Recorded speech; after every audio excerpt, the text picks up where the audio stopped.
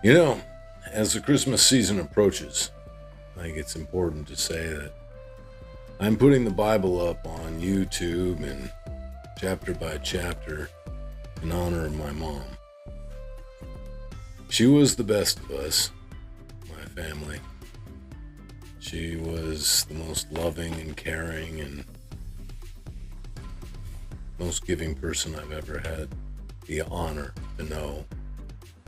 And now, on this day, I'm on Mathew 17. And let's just get to it.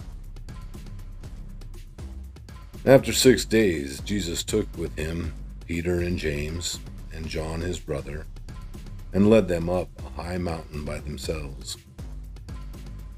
And he was transfigured before them, and his face shone like the sun, and his clothes became white as light. And behold, there appeared to them Moses and Elijah, talking with him. And Peter said to Jesus, "Lord, it is good that we are here. If you wish, I will make 3 tents here, one for you, and one for Moses, and one for Elijah." He was still speaking when, behold, a bright cloud overshadowed him, and a voice from the cloud said, "This is my beloved Son, with whom I am well pleased. Listen to him." When the disciples heard this, they fell on their faces and were terrified. But Jesus came and touched them, saying, "Rise, and have no fear." And when they lifted up their eyes, they saw no one but Jesus only. And as they were coming down the mountain, Jesus commanded them, "Tell no one the vision until the Son of Man is raised from the dead." The disciples asked him, "Then why do the scribes say that first Elijah must come?"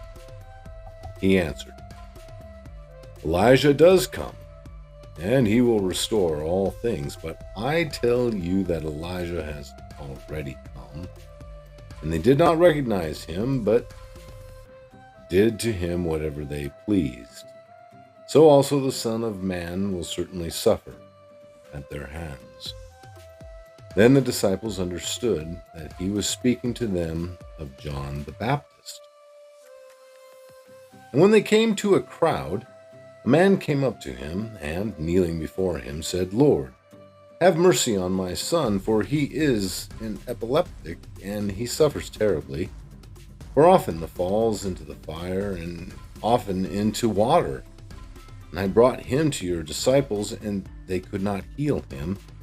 And Jesus answered, "O faithless and twisted generation, how long am I to be with you?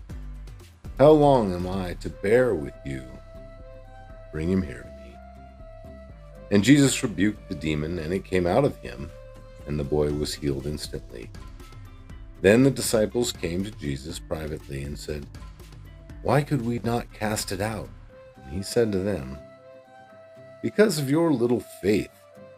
For truly I say to you, if you have faith like a grain of a mustard seed, you will say to this mountain, 'Move from here to there,' and it will move, and nothing will be impossible for you."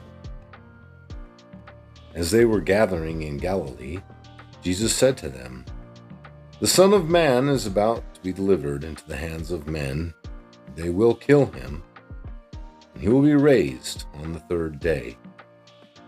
And they were greatly distressed.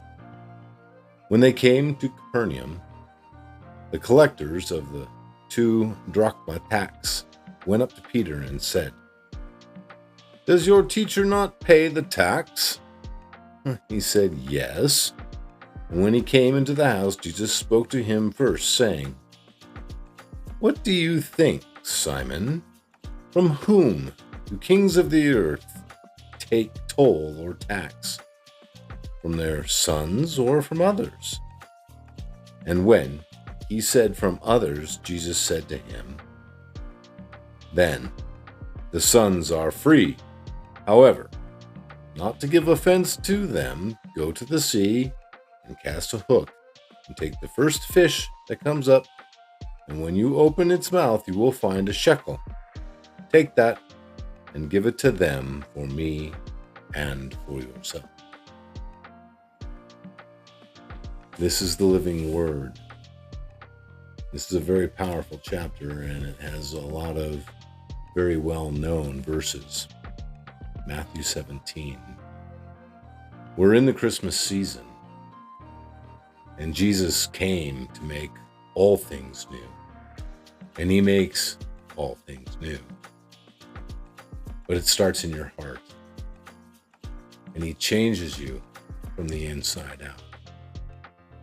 So remember, get into the Word daily. Focus vertically, not so much horizontally. And let the Holy Spirit and Jesus speak to your heart and change you from the inside out. Have a glorious night. God bless, my friends.